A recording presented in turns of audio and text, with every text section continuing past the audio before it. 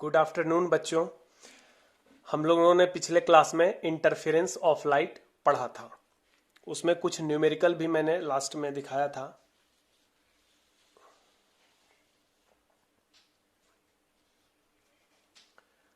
ये यहाँ 4 तक हो गया था पिछले क्लास में। आज 5वां न्यूमेरिकल देखेंगे।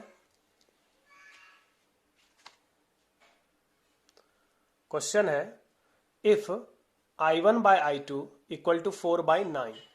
इसका मतलब इंटरफेरेंस में हम लोगों ने देखा था दो सोर्स होता है, S1 और S2। S1 सोर्स से जो वेव निकलता है उसका इंटेंसिटी I1 है, और S2 सोर्स से जो वेव निकलता है उसका इंटेंसिटी I2 है।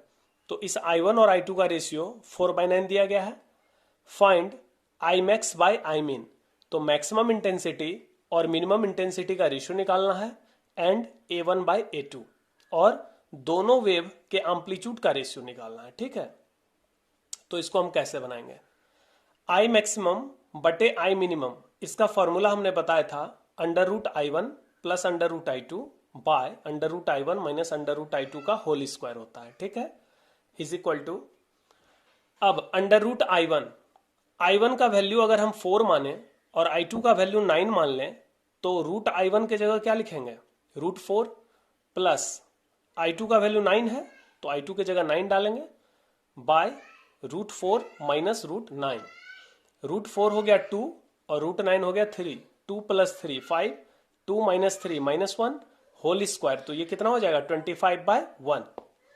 A1 बाई A2 निकालना है इसमें। तो A1 बाई A2 का फॉर्मूला होता है √I1 by I2।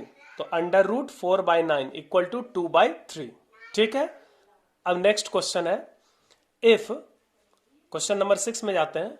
If Imax by Imin यानी मैक्सिमम इंटेंसिटी और मिनिमम इंटेंसिटी का रेशियो 64/9 है, तो हमको क्या निकालना है? I1 और I2 का रेशियो। ठीक है, तो I1 बाय I2 का एक फॉर्मूला होता है √Imax plus √Imin by √Imax minus √Imin का whole square is equal to, Imax का वैल्यू है 64, Imin का वैल्यू है 9 बाई 64 माइनस √9। तो 64 का रूट हो गया 8, 8 प्लस 3 11, 8 माइनस 3 5। तो इस तरह से ये दोनों क्वेश्चन बोर्ड मॉडल है। ठीक है, तो ये सारे क्वेश्चन बोर्ड एग्जाम में ऑब्जेक्टिव में पूछे जा सकते हैं, या ऐसे 2 नंबर में भी पूछे जाते हैं। तो इस क्वेश्चन को देख लीजिएगा, इसमें 3-4 फॉर्मूला है, उसको ध्यान से याद रखिएगा। ठीक है, अब हम लोग आज के क्लास में पढ़ेंगे यंग्स एक्सपेरिमेंट।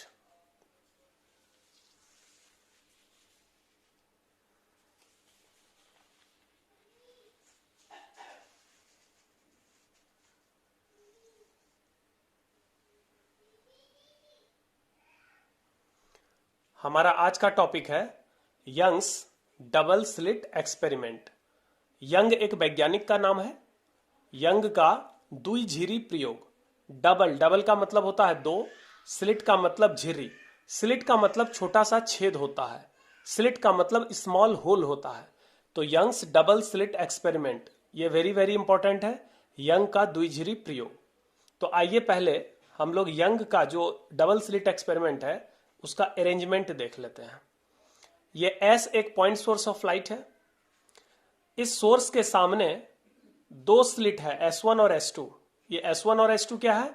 यही दोनों स्लिट है, इसलिए नाम पड़ा डबल स्लिट। यहां पर 2-2 स्लिट है। S1 स्लिट का मतलब छोटा सा छेद होता है। तो ये जो सामने एक मोटा सा स्क्रीन लगाया गया है, पर्दा लगाया गया है, इसमें 2 छेद किया गया है, S1 और S2। ये दोनों छेद बराबर बराबर दूरी पर किया गया है।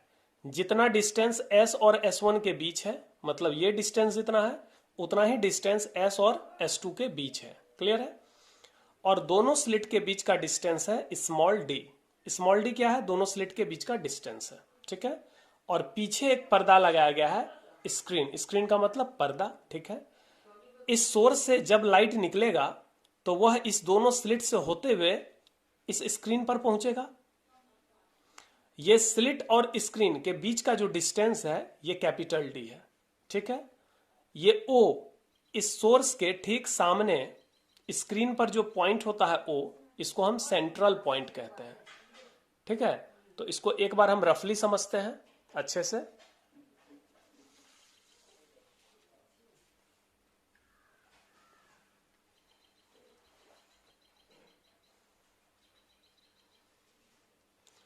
यंग्स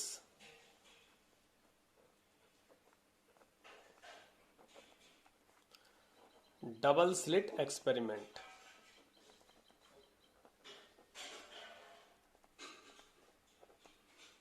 यंग का द्विझिरी प्रयोग।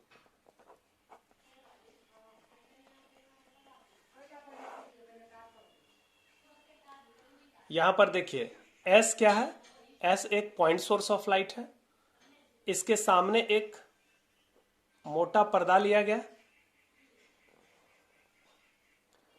जिसमें बहुत पतला पतला दो छिद्र किया गया। पहला छेद हो गया S1, इसको स्लिट कहेंगे, और S2 जो है वो दूसरा छिद्र है जिसको सेकेंड स्लिट कहेंगे। तो ये फर्स्ट स्लिट, ये सेकेंड स्लिट, ठीक है। और ये S और S1 के बीच जो ये डिस्टेंस है, ये डिस्टेंस और ये डिस्टेंस बिल्कुल इक्वल होता है। ये दोनों डिस्टेंस क्या होता है, बराबर, यानी S1 इक्वल टू S2। इसका मतलब इस दोनों स्लिट के सिमेट्रिकल रखा जाता है इस सोर्स को। S क्या है, सोर्स ऑफ लाइट है, और ये S1 S2 हमारा हो गया डबल स्लिट, इसी को कहते हैं द्विझिरी। पीछे एक पर्दा लगाया गया है, इसको हम क्या कहेंगे, स्क्रीन। ये पर्दा हो गया। स्लिट और स्क्रीन के बीच का जो डिस्टेंस है ये होता है कैपिटल डी। स्लिट, ये जो डबल स्लिट है और स्क्रीन है, इसके बीच का डिस्टेंस क्या है, कैपिटल डी। दोनों स्लिट के बीच का डिस्टेंस स्मॉल डी है। स्मॉल डी क्या है, दोनों स्लिट के बीच की दूरी को हम स्मॉल डी कहते हैं। इस सोर्स के ठीक सामने यहां पर जो पॉइंट है O, इसको हम क्या कहेंगे, सेंट्रल पॉइंट। Central point. आपको मैंने बताया था कोहेरेंट सोर्स के बारे में कि दो इंडिपेंडेंट सोर्स कभी भी कोहेरेंट नहीं होता। तो कोहेरेंट सोर्स बनाएंगे कैसे? तो कोहेरेंट सोर्स बनाने के लिए यंग ने बताया था कि अगर किसी सोर्स के सामने दो स्लिट को बराबर बराबर दूरी पर बनाया जाए तो यह दोनों स्लिट कोहेरेंट सोर्स की तरह कार्य करते हैं। इसको मैंने अच्छे से एक्सप्लेन किया था। कोहेरेंट सोर्स उस दो सोर्स को कहते हैं। दो सोर्स को कोहेरेंट कब कहते हैं? जब उससे निकलने वाले वेव के बीच का फेज डिफरेंस टाइम के साथ कांस्टेंट रहे। और फेज डिफरेंस कांस्टेंट कब होगा? जब फ्रीक्वेंसी बराबर हो और जब इनिशियल फेज डिफरेंस कांस्टेंट हो। यानी कोहेरेंट सोर्स के लिए कंडीशन क्या हो गया? फ्रीक्वेंसी शुड बी सेम, यानी colour should be same, and initial phase difference यानी डेल्टा फाई। कोहेरेंट सोर्स के लिए दो कंडीशन था, एक फ्रीक्वेंसी ω1 इक्वल टू ω2 और दूसरा था initial phase difference delta phi equal to constant. तो दो इंडिपेंडेंट सोर्स कभी भी कोहेरेंट नहीं हो सकता, क्योंकि दो अलग अलग सोर्स का भले फ्रीक्वेंसी यानी कलर सेम कर दिया जाए लेकिन उसका इनिशियल फेज डिफरेंस लगातार बदलते रहता है। लेकिन यहां पर जो दोनों सोर्स है ये बिल्कुल कोहेरेंट सोर्स है। ऐसा इसीलिए क्योंकि यहां से जब वेव आएगा इस सोर्स से एक बार में मान लीजिए 5 वेव निकला। पहला वेव गया S1 की ओर, दूसरा वेव गया S2 की ओर और बाकी वेव अदर डायरेक्शन में गया। तो ये पांचों वेव तो एक साथ निकला, इसका मतलब सेम फेज पे निकला होगा। मान लो पहला वेव जो S1 की ओर गया ये 30 डिग्री पे निकला और यह भी कितने पे निकला? 30 डिग्री पे निकला जो S2 की ओर गया, ठीक है। अब ये मान लो 3 साइकिल लगाकर यहां पहुंचा, तो 3 साइकिल का मतलब 6 पाई हो गया फेज। तो यहां पर टोटल फेज कितना हो जाएगा? इनिशियल फेज है 30 डिग्री प्लस 6 पाई, और ये भी तो 3 साइकिल लगाएगा चूंकि डिस्टेंस को बराबर रखा गया है। तो ये भी हो गया 30 प्लस 6 पाई। इसका मतलब S1 और S2 से जब लाइट वेव निकलेगा तो वो कितने फेज पे निकलेगा? 30 प्लस 6 पाई, 30 प्लस 6 पाई, यानी सेम फेज पे निकलेगा। यानी इस दोनों सोर्स का फेज डिफरेंस, दोनों सोर्स का जो इनिशियल फेज डिफरेंस है यानी डेल्टा फाई जो है वो कितना आएगा? 0 आएगा। इसमें इसको घटाएंगे तो 0 ही आएगा। अब मान लीजिए फिर 5 वेव का दूसरा सेट निकला, इस बार ये 10 डिग्री के इनिशियल फेज पे निकला। तो 10 डिग्री और ये 3 साइकिल लगा के जब पहुंचेगा तो 10 प्लस 6 पाई फेज होगा यहाँ पर, और यहाँ पर भी 10 पर निकला है और 3 साइकिल लगा है तो 10 प्लस 6 पाई। तो यहाँ पर भी दोनों का फेज सेम है, तो इनिशियल फेज डिफरेंस फिर हमारा क्या रह गया? 0। इसका मतलब यहां से जितना भी वेव पल्स निकलेगा एक तो सारा सेम कलर है, क्योंकि एक ही सोर्स से जितना भी लाइट रे निकल रहा है या लाइट वेव निकल रहा है वो सब सेम कलर का होगा, तो यहाँ तो फ्रीक्वेंसी भी सेम है। और इस दोनों स्लिट से जो वेव निकल रहा है उसका इनिशियल फेज डिफरेंस जीरो है, क्योंकि फेज डिफरेंस हमेशा इक्वल है। तो इस तरह हम देख रहे हैं कि S1 और S2 क्या है, दो कोहेरेंट सोर्स है। ठीक है, अगर आप इधर से देखेंगे तो आपको इस दोनों स्लिट से लाइट निकलता हुआ दिखेगा, इस तरह चारों डायरेक्शन में लाइट निकलेगा ना। ये रे ऑप्टिक्स के अकॉर्डिंग यहां से क्या निकल रहा है, लाइट रे। तो ये लाइट रे निकल कर स्क्रीन पर जाकर क्या होगा, फैलेगा। या अगर वेव ऑप्टिक्स में बात करें तो इस S1 सोर्स से क्या निकल रहा है, लाइट वेव, जो चारों डायरेक्शन में फैलेगा। स्क्रीन के प्रत्येक बिंदु पर यहां से भी लाइट जाएगा और S2 से भी लाइट जाएगा। इसका मतलब S1 और S2 कैसा सोर्स है, यह दोनों कोहेरेंट सोर्स है। अब S1 से जो लाइट वेव जाएगा, मान लीजिए स्क्रीन पर हमने एक पॉइंट लिया P, हमने एक पॉइंट लिया P, कहां पर हमने पॉइंट P कहां पर लिया, स्क्रीन पर। इस बिंदु P पर दो वेव एक साथ पहुंचेगा, एक S1 सोर्स से वेव पहुंचेगा और एक S2 सोर्स से वेव पहुंचेगा, और यह दोनों वेव यहां जाकर क्या करेगा, इंटरफेयर करेगा। लेकिन ध्यान दीजिए, जब यहां पर इंटरफेयर करेगा दोनों, तो यहां पर क्या बनेगा, एक रिजल्टेंट वेव बनेगा, एक रिजल्टेंट वेव बनेगा। लेकिन यहां पर मेन ध्यान देने वाला बात यह है कि जब S1 से वेव निकलेगा और S2 से वेव निकलेगा तो इसका इनिशियल फेज डिफरेंस क्या है, जीरो। लेकिन जब यही दोनों वेव बिंदु P पर पहुंचेगा तब फेज डिफरेंस जीरो नहीं होगा, क्योंकि दोनों के पाथ में डिफरेंस है। इस रास्ते की लंबाई कम है, इस रास्ते की लंबाई अधिक है, तो दोनों के रास्ते की लंबाई में फर्क है, यानी पाथ में डिफरेंस है। तो जब बिंदु P पर दोनों तरंग पहुंचेगा S1 और S2 सोर्स से, तो दोनों के फेज में यहां पर एक डिफरेंस आ जाएगा। यहां निकलने के टाइम में फेज में कोई डिफरेंस नहीं है, there is no phase difference between the waves starting from S1 and S2, but there will be phase difference between the two waves at point P due to path difference। तो इस पथांतर के चलते बिंदु P पर एक कलांतर होगा। उसी phase difference delta पर डिपेंड करेगा कि यहां पर जो रिजल्टेंट वेव होगा, दोनों वेव के मिलने से जब रिजल्टेंट वेव बनेगा तो उसका एम्पलीट्यूड और इंटेंसिटी क्या होगा, ये इस डेल्टा पर निर्भर करेगा। अब मान लीजिए स्क्रीन पर एक दूसरा पॉइंट लेते हैं Q। यहां पर भी दोनों सोर्स से वेव पहुंचेगा, S1 से भी वेव पहुंचेगा, S2 से भी वेव पहुंचेगा। यहां पर भी दोनों वेव के बीच का फेज डिफरेंस, मान लो यहां बिंदु P के लिए फेज डिफरेंस डेल्टा 1 है, बिंदु Q के लिए फेज डिफरेंस डेल्टा 2। तो यहां पर भी जो रिजल्टेंट वेव बनेगा उसका इंटेंसिटी और एम्पलीट्यूड किस पर डिपेंड करेगा, डेल्टा 2 पर। मान लीजिए स्क्रीन पर एक पॉइंट मैंने ले लिया O, तो सेंट्रल पॉइंट के लिए देखिए O पर भी S1 सोर्स से एक वेव जाएगा और S2 सोर्स से वेव जाएगा। चूंकि ये डिस्टेंस और ये डिस्टेंस बिल्कुल क्या है, इक्वल है। ध्यान से देखिए, ये ठीक बीच में है, इसलिए इसका नाम पड़ा सेंट्रल पॉइंट। तो यहां पर ये डिस्टेंस और ये डिस्टेंस इक्वल है, इसीलिए कोई पाथ में डिफरेंस नहीं है। तो इसलिए फेज डिफरेंस यहां पर क्या हो जाएगा, जीरो। यहां पर फेज डिफरेंस जीरो। तो बिंदु O पर हमारा जब दोनों वेव पहुंचेगा, कहां से, S1 से और S2 से, तो पाथ में डिफरेंस जीरो है, क्योंकि दोनों का पाथ लेंथ सेम है। तो पाथ डिफरेंस जीरो होने की वजह से यहां बिंदु O के लिए फेज डिफरेंस जीरो होगा। ठीक है, लेकिन हम जो जो ऊपर जाएंगे तो फेज डिफरेंस बढ़ते जाएगा। अगर यहां पर फेज डिफरेंस π/2 है तो उसके ऊपर पाई आएगा, उसके ऊपर 3π/2, उसके ऊपर 2π। इस तरह से सेंट्रल पॉइंट के ऊपर भी फेज डिफरेंस बढ़ता है और नीचे भी फेज डिफरेंस बढ़ता है। इस वजह से अलग अलग पॉइंट पर अलग अलग इंटेंसिटी मिलेगा। जिस पॉइंट पर मैक्सिमम इंटेंसिटी मिलेगा उसको हम ब्राइट पॉइंट कहेंगे, और जिस पॉइंट पर मिनिमम इंटेंसिटी मिलेगा उसको डार्क पॉइंट कहेंगे। ठीक है, और ब्राइट पॉइंट कब बनता है, जब कंस्ट्रक्टिव इंटरफेरेंस हो, यानी जब वेव सेम फेज में मिले। और डार्क पॉइंट कब मिलता है स्क्रीन पर, जब डिस्ट्रक्टिव इंटरफेरेंस हो, यानी जब वेव अपोजिट फेज में सुपरपोज करे। ठीक है, एक बार फिर से इसको क्लियर करते हैं।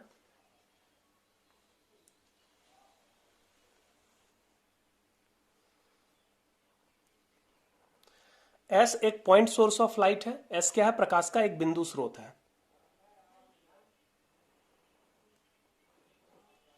ये S1 और S2 ये दो स्लिट है जो कोहेरेंट सोर्स की तरह काम करता है। ठीक है, और इस स्लिट, दोनों स्लिट के पीछे एक स्क्रीन लगाया जाता है। स्क्रीन यानी पर्दा। ये क्या हो गया, डबल स्लिट। डबल स्लिट और स्क्रीन के बीच का डिस्टेंस कितना रखा जाता है? Capital D.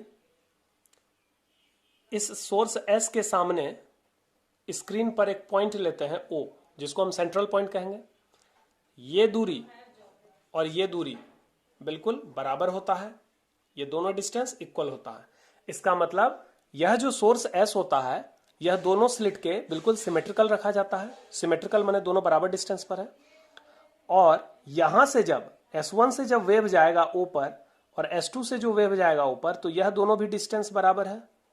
इसलिए हम बोल रहे हैं कि ये डिस्टेंस और ये डिस्टेंस चूंकि बराबर है तो यहां पर पाथ में कोई डिफरेंस नहीं है, क्योंकि अगर ये 10 मीटर है तो ये भी 10 मीटर, या ये 10 लेमडा है तो ये भी 10 लेमडा, तो पाथ में कोई डिफरेंस नहीं है। इसलिए पॉइंट O के लिए फेज डिफरेंस 0 डिग्री होगा, यानी ये सेंट्रल पॉइंट हो गया।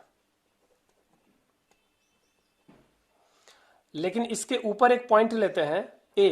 इस पॉइंट A के लिए ये जो डिस्टेंस है ये कम होगा, लेकिन S2 से जब वेव जाएगा तो इसके लिए थोड़ा ज्यादा डिस्टेंस होगा। तो यहां पर पाथ में डिफरेंस आएगा, इसलिए फेज में डिफरेंस मान लीजिए यहां कितना हो गया, पाई।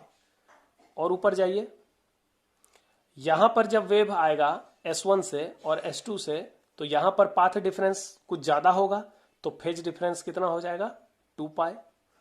फिर ऊपर जाएंगे बिंदु C पर, तो यहां पर ये पाथ और इस पाथ का डिफरेंस थोड़ा और बढ़ेगा, तो पाथ डिफरेंस के बढ़ने से फेज डिफरेंस कितना हो जाएगा, 3 पाई।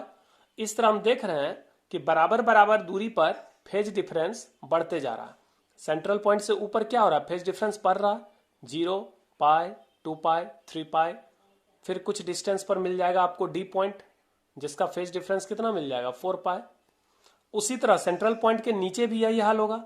सेंट्रल पॉइंट के नीचे हम ए डैश लिखते हैं, यहां पर फेज डिफरेंस कितना होगा, पाई। यहां पर जब S1 से लाइट जाएगा और S2 से लाइट जाएगा तो यहां पर फेज डिफरेंस कितना होगा, पाई।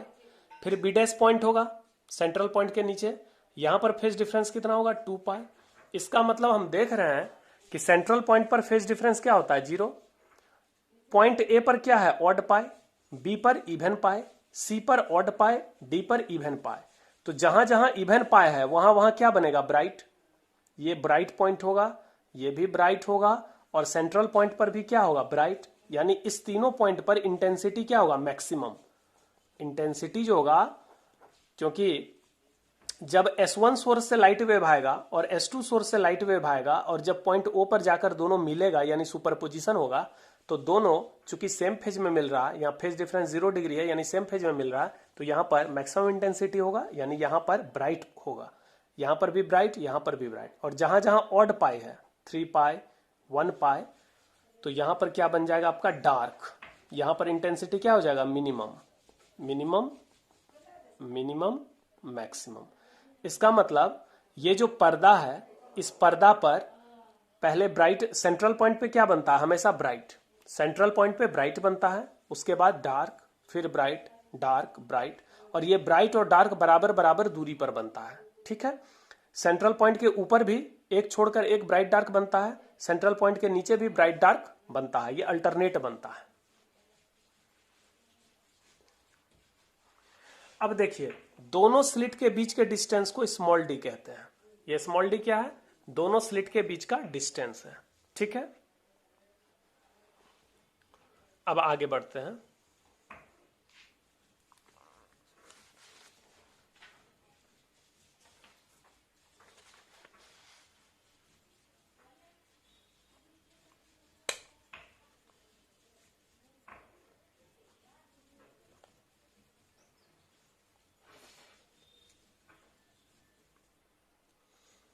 S point source of light है,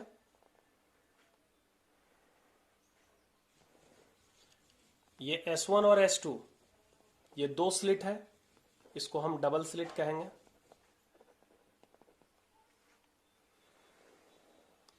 पीछे पर्दा लगाया गया है,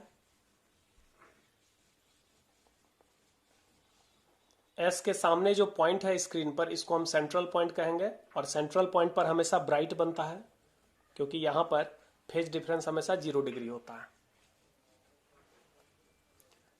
स्लिट और स्क्रीन के बीच का डिस्टेंस कैपिटल डी, और दोनों स्लिट के बीच का जो डिस्टेंस है small D.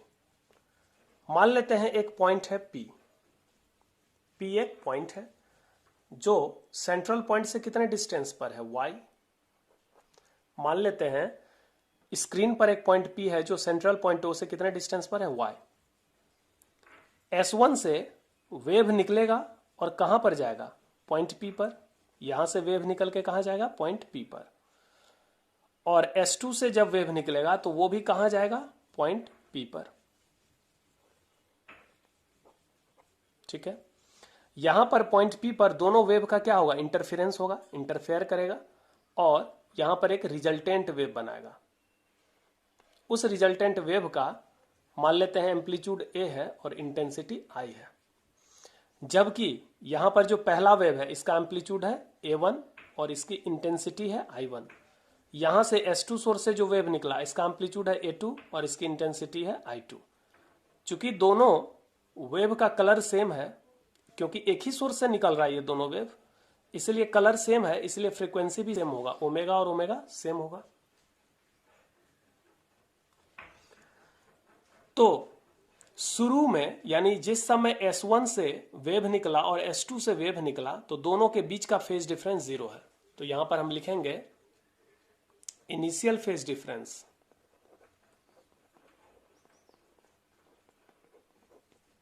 Between the two wave is 0।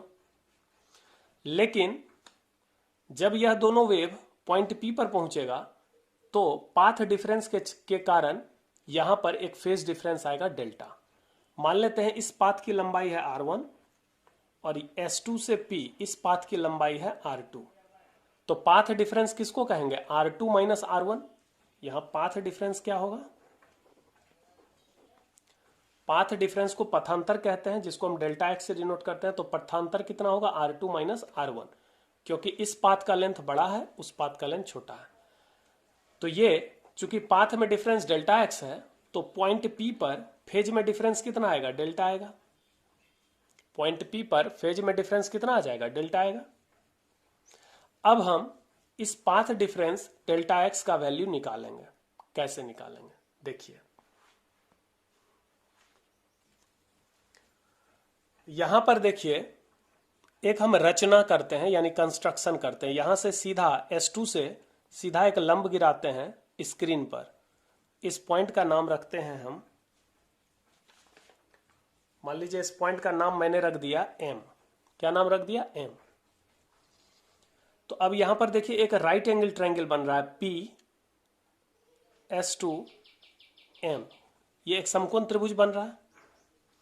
इस समकोण त्रिभुज में P S2 M, इस समकोण त्रिभुज में आप देखिए ये डिस्टेंस कितना होगा, d/2। चूंकि ये टोटल डिस्टेंस कितना है, d। ये जो स्मॉल d देख रहे हैं ये S1 S2 के बीच दूरी है। तो ये जो S है सोर्स, ये दोनों के बीच में है। तो ये ऊपर वाला डिस्टेंस ये कितना होगा, d/2, और नीचे वाला डिस्टेंस कितना होगा, d/2। तो ये अगर d/2 होगा तो इसी के बराबर ये वाला डिस्टेंस होगा OM, ये भी d/2 होगा। तो ये टोटल डिस्टेंस कितना हो गया, PM। ये टोटल डिस्टेंस हो गया y प्लस d/2। जबकि ये डिस्टेंस कितना है, ये डिस्टेंस है कैपिटल D, और यहां से ये लेंथ कितना है, ये लेंथ है R2। तो आप समकोण त्रिभुज में जाइए P S2M,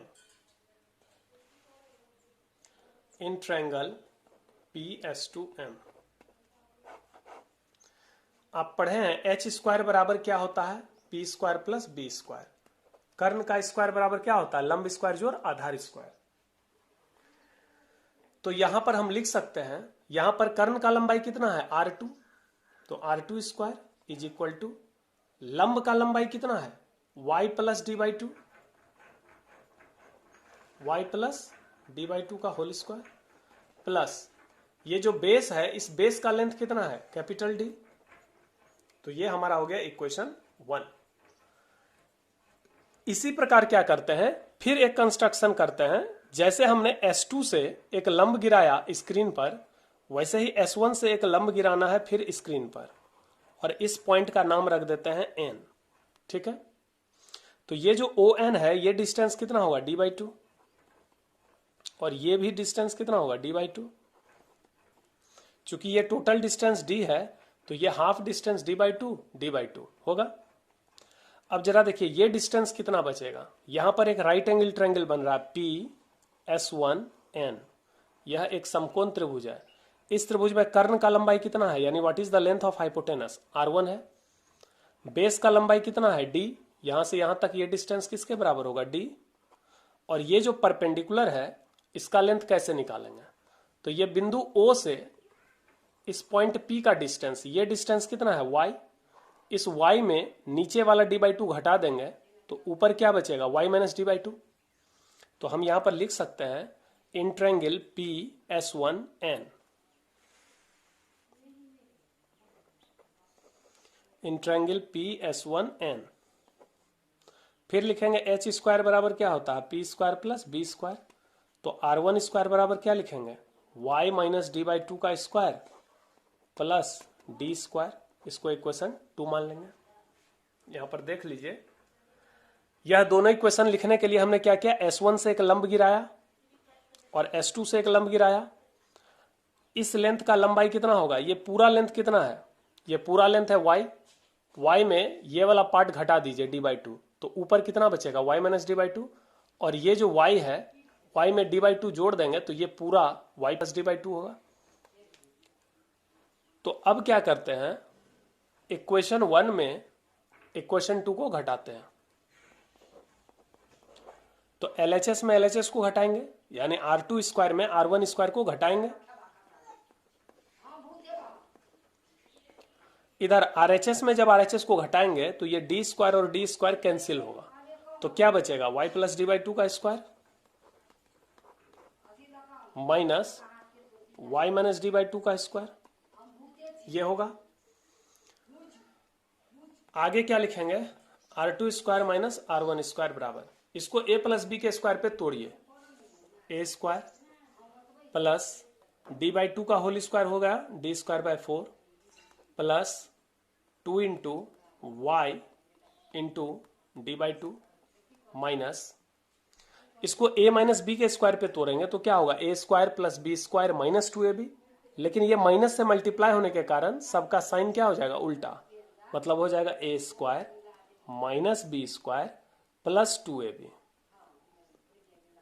ये 2 कैंसिल, यहां भी 2 कैंसिल, ये minus y square plus y square cancel, d square by 4 minus d square by 4 cancel.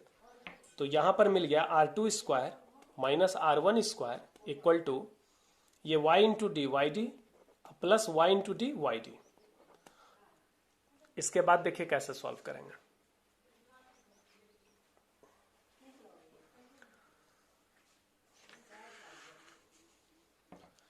तो ये इसको a square minus b square पे ले जाएंगे तो क्या लिखेंगे, a plus b into a minus b is equal to y d plus y d, कितना हो गया 2yd। अब देखिए यहां पर एक अप्रोक्सीमेशन मानेंगे,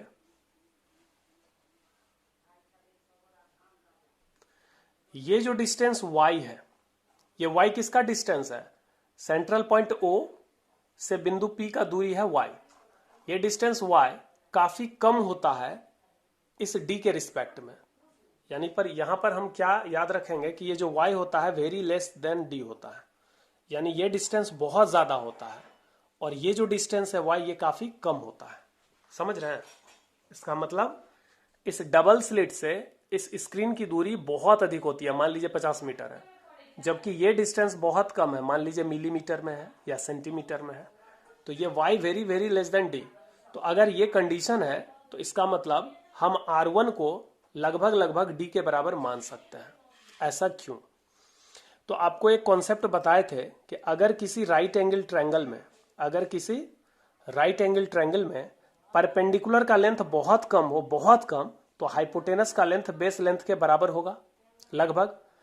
इन a right angle triangle a perpendicular length is very small, almost negligible, then hypotenuse length must be equal to base length और approximately equal to base length.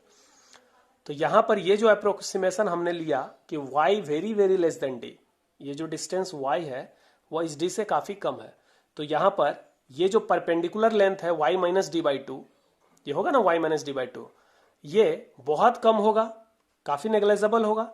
तो इसलिए ये वाला जो ट्रायंगल है, ऊपर वाला राइट एंगल ट्रायंगल, इस समकोण त्रिभुज में ये जो हाइपोटेनस लेंथ है r1 वो लगभग लगभग बेस लेंथ d के बराबर होगा, चूंकि परपेंडिकुलर नेग्लिजिबल है। और फिर इस वाले समकोण त्रिभुज में, ये जो बड़ा वाला समकोण त्रिभुज देख रहे हैं, इसमें भी ये जो परपेंडिकुलर लेंथ है y plus D by two, ये है ना, ये O से P का डिस्टेंस कितना है y, और नीचे d बाई टू, तो ये टोटल लेंथ कितना हो जाएगा y plus D by two. तो ये नेग्लिजिबल होगा, तो हम R2 यानी इस हाइपोटेनस का लंबाई R2 को d के बराबर मान सकते हैं। तो इसी अप्रोक्सीमेशन से आगे हम बढ़ेंगे। नेक्स्ट स्टेप में क्या लिखेंगे, यहां से R2 माइनस R1 का वैल्यू क्या होगा, R2 minus R1 equal to, इधर क्या है 2ID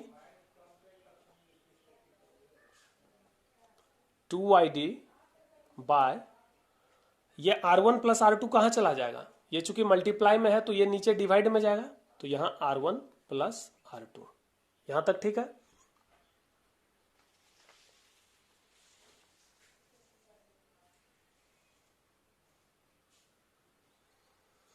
तो R2 माइनस R1 बराबर क्या निकला, 2ID bye R1 plus R2, ठीक है।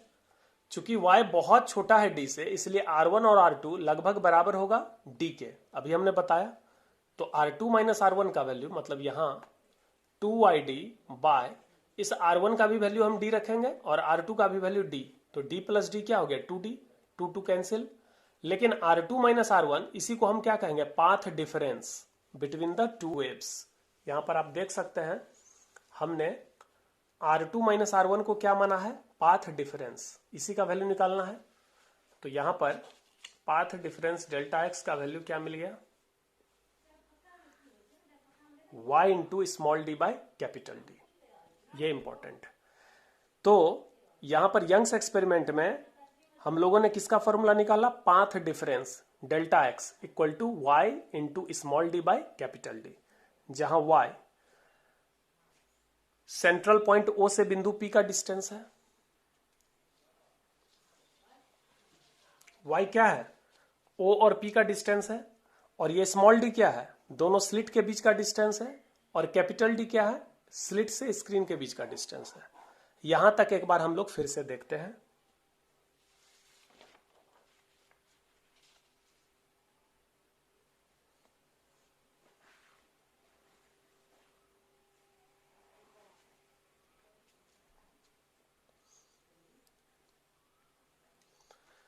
Young's double slit experiment, Young का द्विझिरी प्रयोग।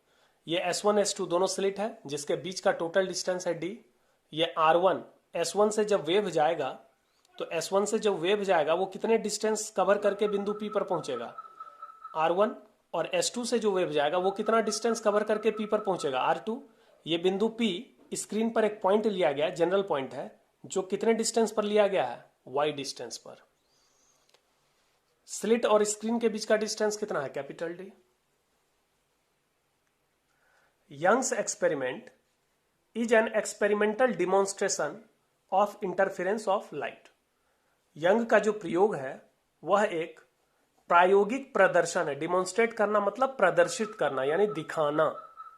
प्रायोगिक प्रदर्शन है किसका, प्रकाश के व्यतिकरण का, and hence A verification of wave theory of light.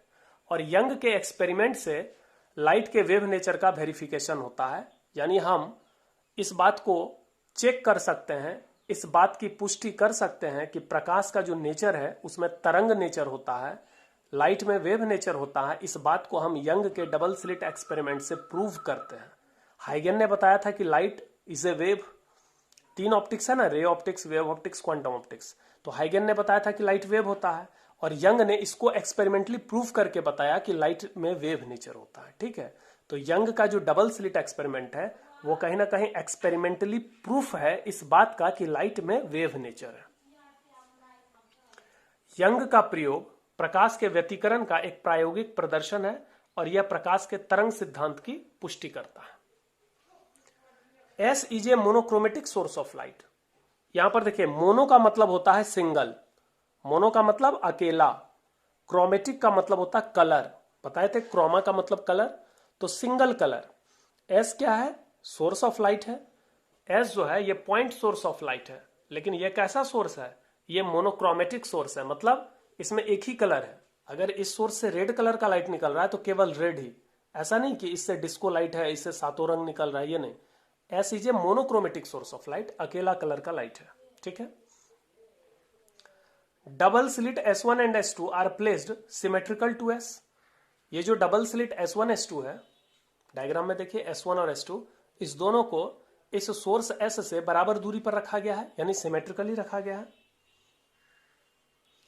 A series of bright and dark fringes are obtained on the screen. तो स्क्रीन पर यानी पर्दा पर हमने बताया था कि सेंट्रल पॉइंट पे ब्राइट मिलेगा, फिर डार्क, ब्राइट, डार्क। तो इस तरह ब्राइट डार्क का जो फ्रिंज मिलता है ये अल्टरनेट मिलता है, यानी एक ब्राइट फिर डार्क, ब्राइट डार्क, और ये बराबर दूरी पर ऊपर भी मिलेगा और इस सेंट्रल पॉइंट के नीचे भी मिलेगा। तो ये जो सीरीज मिलता है ब्राइट और डार्क का, इसको हम ब्राइट डार्क फ्रिंज कहते हैं, ठीक है। हिंदी में देखिए, एस क्या है, प्रकाश का एक वर्णी स्रोत है। द्विझिरी यानी डबल स्लिट S1 और S2 को सोर्स S के सिमेट्रिकल यानी सममित रखा गया। पर्दे पर दीप्त, दीप्त का मतलब ब्राइट, अदीप्त यानी डार्क, पट्टियां यानी फ्रिंज की श्रेणी प्राप्त होती है, यानी उसका सीरीज मिलता है पूरा, bright dark bright dark. Bright fringe को दीप्त पट्टी कहते हैं, अब डार्क फ्रिंज को अदीप्त पट्टी कहते हैं, ठीक है।